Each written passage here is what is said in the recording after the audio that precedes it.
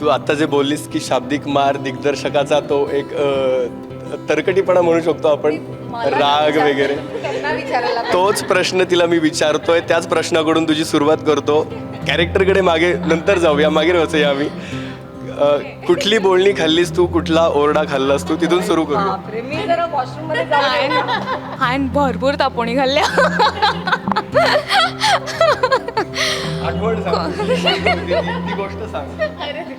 काय सांगू, I had a screening at IFFI, my film, my first debut Konkani feature film, आणि I couldn't because during IFFI Panjim is like some different thing only. या exactly हो. आणि हांगासर इतली गर्दी, ट्रॅफिक आहे, ते I am not able to reach at rehearsals on time, and she is so mad at me.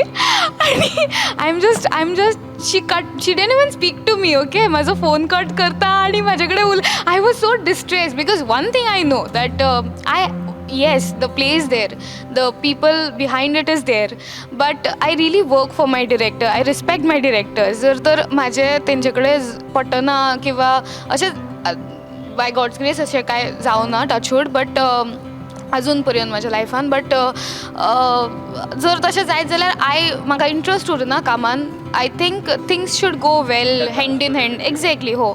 So Naksha, I was like, and because we have done a project together before, I know how she works. I know, I am familiar with this kind of, maar taponi, everything. But this time I was just crying at Iffy, and I'm like, Naksha, I'm coming, I'm trying. Okay, but I feel that's the essence. याचा धसका वर्धनने पण घेतला होता. वर्धनचा काय matter झाला होता?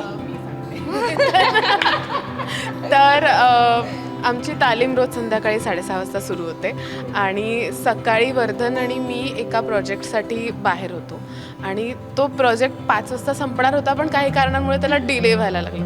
आणि जसं 5:15, 5:30 असं व्हायला लागलं, हे ना म्हाका बेगीन पावपाक जाय, म्हाका रिहर्सलीक वचपाक जाय, Daksha खातले. Vardhan and I left from there and we reached at rehearsal at 6:30.